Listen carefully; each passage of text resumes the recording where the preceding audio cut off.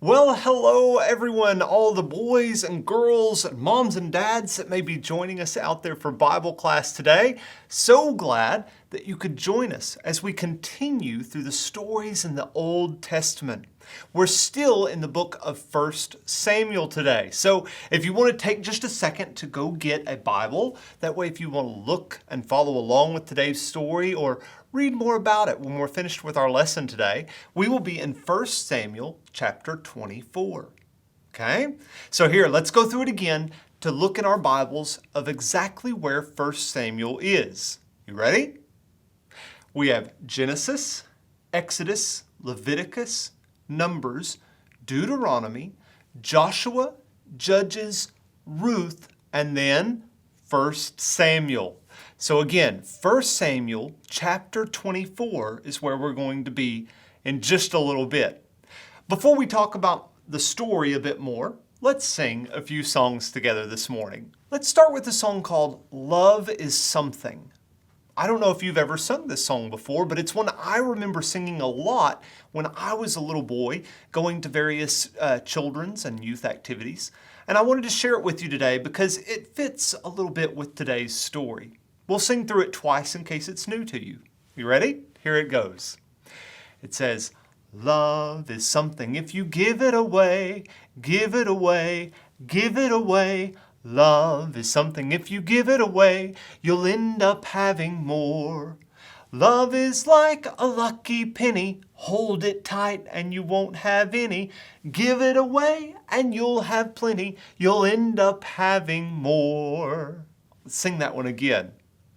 Love is something if you give it away, give it away, give it away. Love is something if you give it away, you'll end up having more. Love is like a lucky penny, hold it tight and you won't have any. Give it away and you'll have plenty, you'll end up having more. And you'll hear why in a little bit. I thought that might go along with today's story. But it is important to know that the same way God gives us His love and expects us to share it with others, God's going to give something to David and expect him to share it as well. Let's go on to another song this morning. How about Hear, O Israel? Hear, O Israel, the Lord thy God is one God, and thou shalt love the Lord thy God with all of thy heart, and thou shalt love the Lord thy God with all of thy soul, and thou shalt love the Lord thy God with all of thy strength, and thou shalt love the Lord thy God with all of thy mind. Hear, O Israel,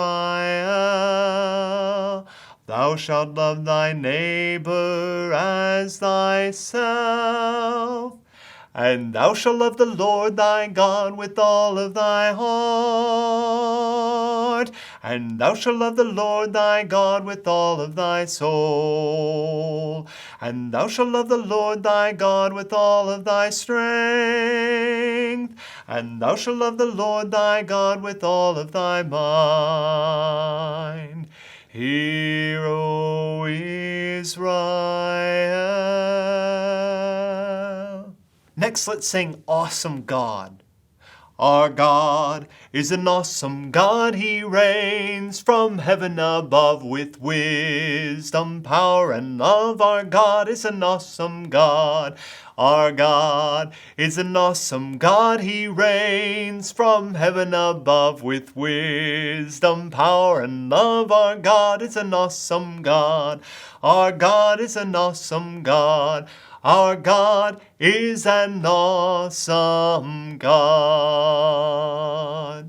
He is an awesome God. And as we've seen time and time again in the stories out of the Bible that we've read, He can do amazing and miraculous things. And He shows how much that even though He is this almighty, powerful God, He cares deeply for each and every one of us.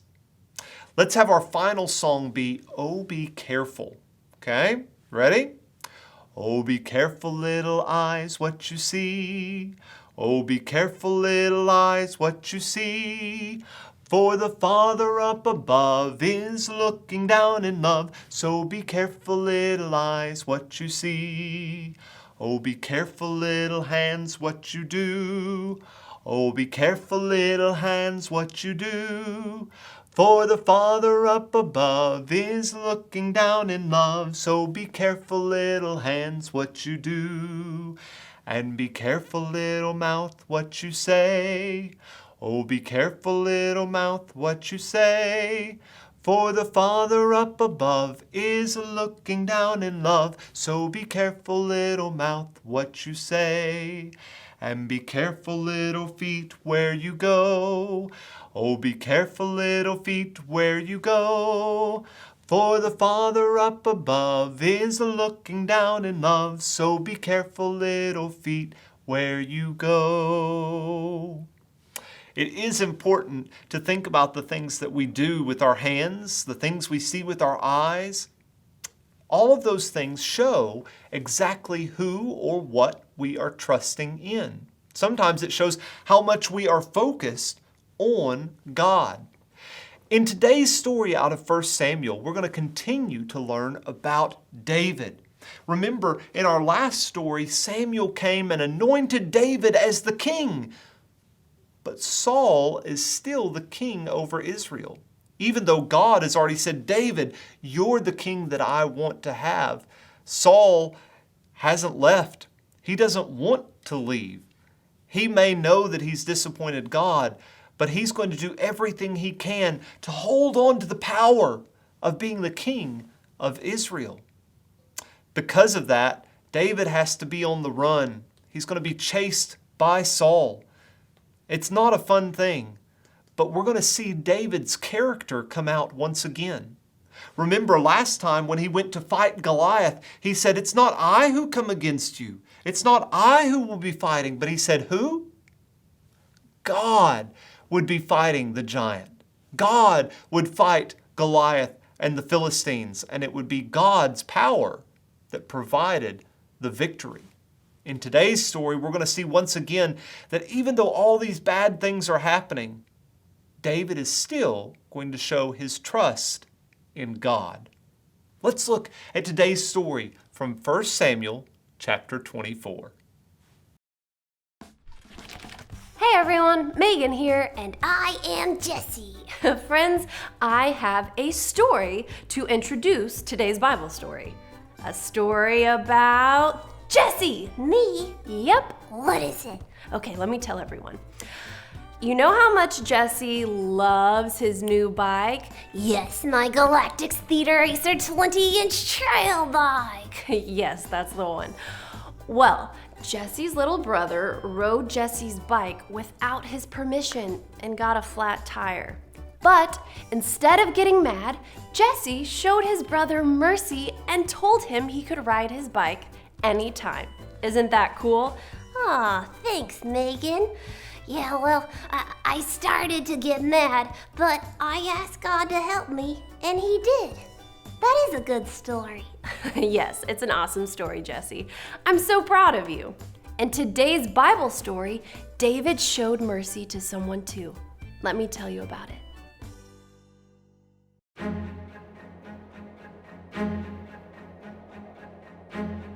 David was hiding in the hills. He had served King Saul and won many battles, but now Saul was jealous of David and wanted to kill him. Saul went looking for David. David and his men were hiding in the back of a cave when Saul happened to pass by. Saul decided to go inside the cave. David's men saw Saul. "Look," they said, "God said he would give you your enemy. This is the day. You can do whatever you want to him."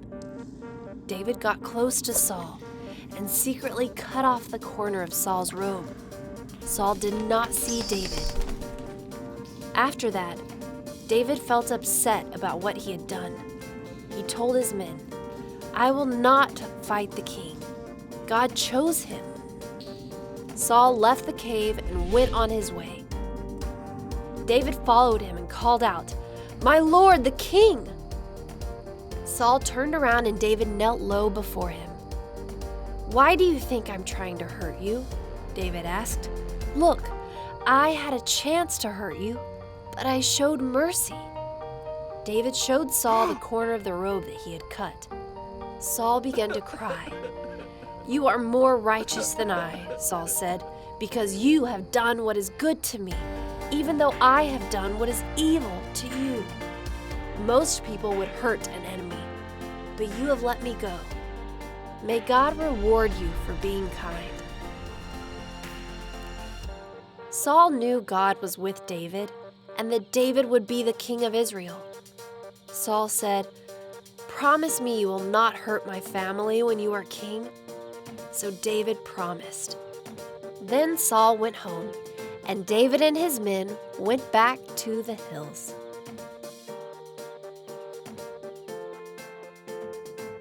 David showed mercy to Saul, his enemy, because David trusted God's plan.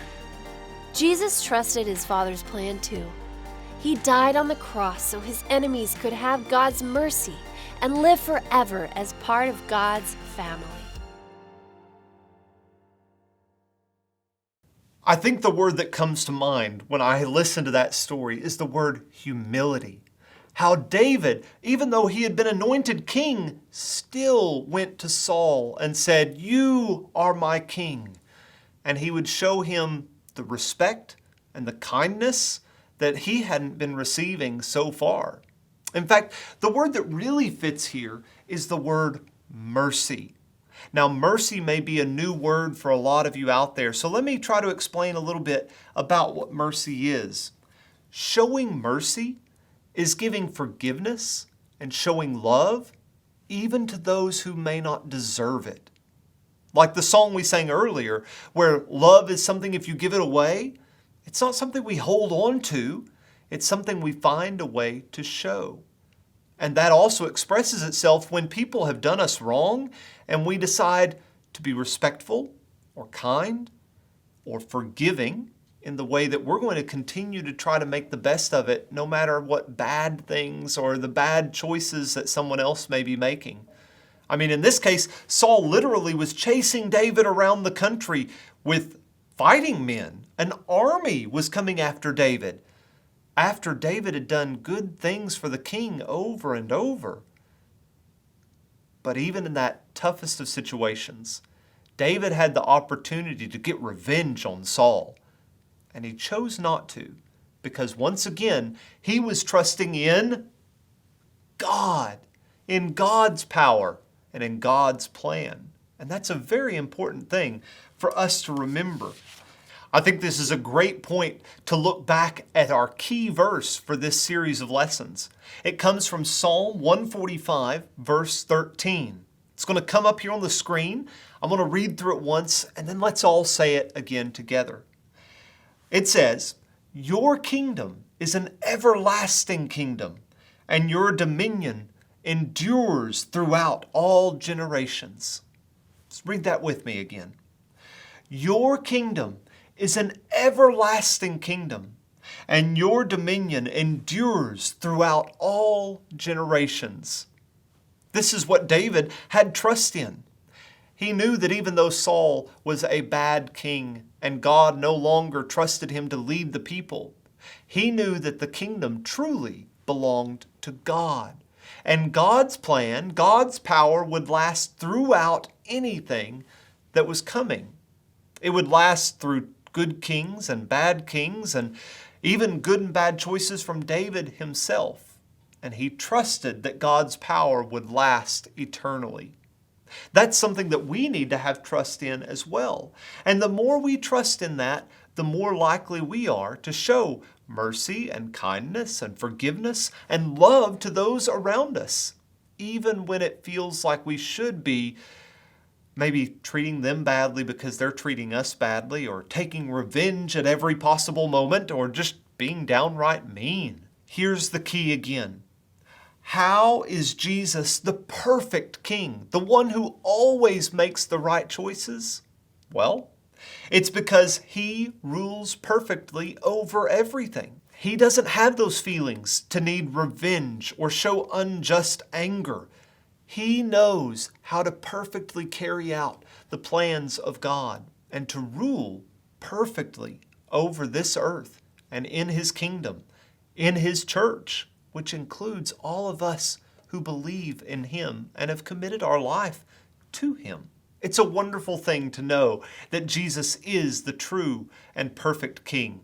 And we can look back at examples like Saul and see how men have failed us, but Jesus never has and never will. You know, I think I have a friend who wants to help us today. You see, Saul was looking for David and searching everywhere for him. And I think they would like to do a little activity of some searching of our own. Mr. Alligator. What? Did somebody call my name?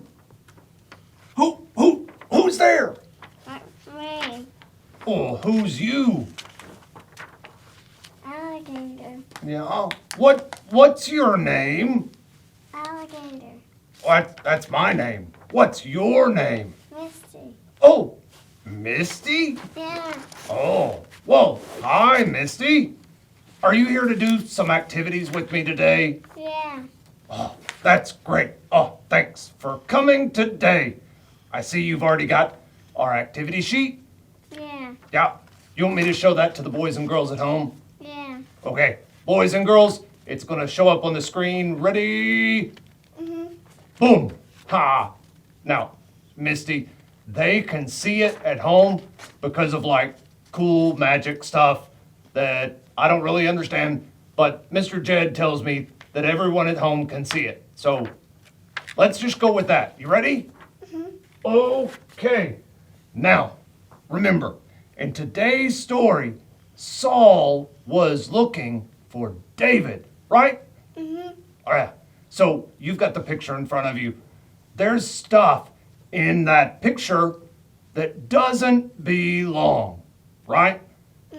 All right. So we won't find everything. Some of the kids at home can look at some other stuff, but what's something in that picture that you can see that doesn't belong? Let's see. I think there's a guitar in the picture. Yes. Do you see the guitar? Can you point to the guitar? Where is it? Right there. I think if everyone looks, I'm gonna put it up and it's like in the bottom, on a rock. Everybody see the guitar? Yeah. Everybody jump up and down if they see the guitar. You see it? Yeah. Can you wave your hand at him, Misty?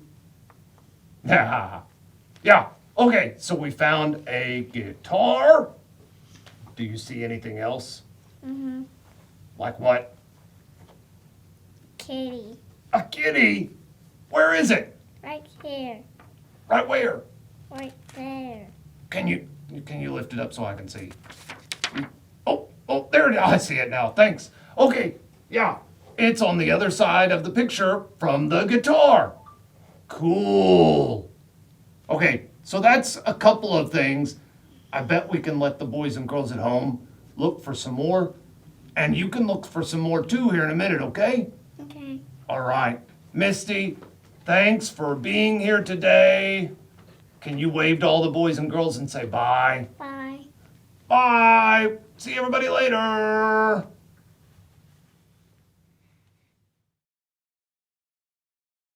Let's review. First question, Daniel. Why was Saul looking for David? Do you know what David was eventually going to be? The king, he was jealous because David was going to be the king. Oh, there you go. That's a good way of putting it. He was very jealous of David, and he wanted to... Kill him. Oh, yeah, probably. So Saul was really upset with David because he didn't want someone else to be the king. So when our story happens, where do we find David and his friends living? In a cave. In a cave. Have you ever lived in a cave? No. Do you want to live in a cave? Sort of. So eventually Saul comes into the cave where David is. And what did David do when they found Saul? He cut off a little piece of Saul's robe. When he found him and cut off the piece of the robe, did he do anything else to Saul? No. What did he do? He ended up showing mercy. And so what did Saul ask David to promise him? Not to hurt Saul's family. Now here's a big question for you. Who is the perfect king? Jesus Christ. Jesus rules perfectly. Bye, everybody. Well, thanks again for joining us for today's Bible class. As we close today, I would really encourage you to think of someone in your life who maybe you haven't been getting along with lately. David and Saul definitely weren't getting along, but David still wanted what was best for Saul. He still would have loved Saul to turn back to God and put his trust in him. And David chose to do the things that Jesus, God, would have wanted him to do. That's why he showed him mercy and kindness. Think of someone in your life that maybe you haven't been getting along with. In what ways could you reach out to them? Maybe show forgiveness, kindness, love, or mercy to them? How could you show Jesus to them? I hope that helps you have a better week ahead of you. Thanks again for joining us as we continue to study about Jesus as the true King and how David was showing mercy even when someone else seemed to be undeserving of that gift. See you again next week.